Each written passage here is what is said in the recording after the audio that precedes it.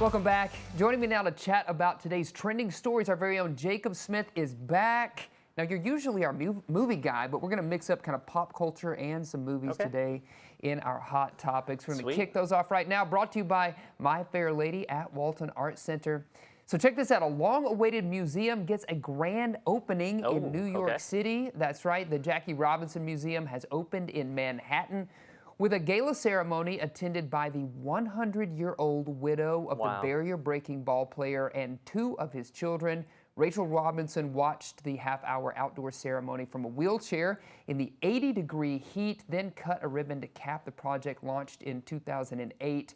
Her 72-year-old daughter, Sharon, also watched from a wheelchair, and 70-year-old son, David, spoke to the crowd of about 200 sitting on folding chairs arrayed on a closed-off section of the major New York thoroughfare where the museum is located. It opens to the public on September the 5th. Man, I'd love to get up there to see that. Man, I know. I was just in New York City, and I went, man, if I could only delay, I just have to go back. Yeah, you know, I think that's the thing. I mean, what a trailblazer, Jackie Robinson. Yeah, deserves his own museum for sure. Absolutely.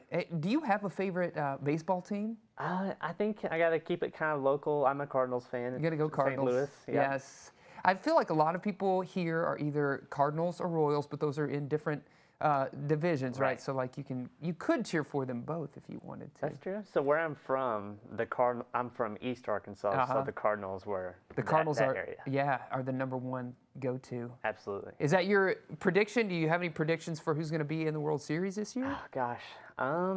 Last night, both New York teams played each other, and both of them are looking great, the Mets and the Yankees. Yeah, they are. I think the Yankees could go far. The Yankees could go very far. They've got like the best record, I think, in all of Major League Baseball right now. Yeah. Doing really well. I think so. All right, well, check this one out, too. Buzz Aldrin's Flight to the Moon jacket sells at auction for $2.8 million. Can you believe that? Buzz Aldrin's jacket, worn on historic first mission to the moon's surface in 1969, has been auctioned off to a bidder for nearly $2.8 million. The exact amount is $2,772,500 paid for the Apollo 11 in-flight coverall jacket. It's the highest for any American space-flown aircraft sold at auction, according to Sotheby's, which handled the sale. The unidentified winning bidder, who participated by phone, outlasted several others in a bidding that spanned almost 10 minutes. Oh, that's kind of quick. I don't know a lot about bidding, but 10 minutes, is that long? Is that short? What do you think? I don't know. It sounds short to me. Yeah. But I mean, man, out of all the things that get auctioned off that are kind of meaningless, I think that one's pretty cool. Yeah. It has some historical value for sure. Absolutely it does. Yeah. Now let's dive into this because I know you're excited to talk about movie news.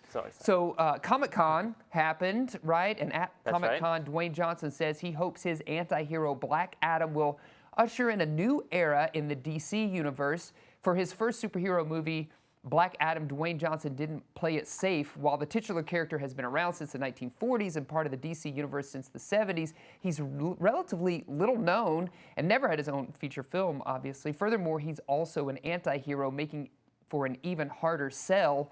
But then Johnson, who showed the full-length feature to 6,000 fans at Comic-Con, says he's more confident than ever about the character and the movie. Man, yeah, it's pretty exciting news. I mean, I don't know much about Black Adam either, but anything Dwayne Johnson I'm in, I just think he's an awesome guy. Yeah, we were talking a little bit in the break about how cool he is and about how he does everything with 110%. Absolutely. So I think that will make the movie at least good in some regard. Yeah, he gives it his all, whether it's a serious character, which he does, or humorous character. I mean, my family, we love Jungle Cruise. Yeah. He's hilarious in that movie. I know. He has a good comedy side that I think kind of gets underappreciated. Yeah, I do too. Sure. We got to show this next clip real quick, Jacob. Remember this Marvel smash hit? What we're looking at right now is the 2021 Marvel movie Shang-Chi. Oh, yes. Now, News from Hollywood Reporter, as well as many other news sources, indicate the director of that film, Destin Daniel Cretton, will be directing the new Avengers movie titled Avengers: The Kang Dynasty. Oh, Take a look. We've got a promotional image for that film, which is going to be released in cinemas on May 2nd, 2025. Excited? Oh, big news, big news. I am excited. I mean, I really enjoyed Shang-Chi. Yeah. I think it's one of the better Marvel movies of Phase 4, which is what they're in right now. Yeah. And then I think it's interesting that they're planning, so far ahead, but that's what they do. That's what they do. That's what we do. Stay with us. We do have more Good Day NWA coming up right after this.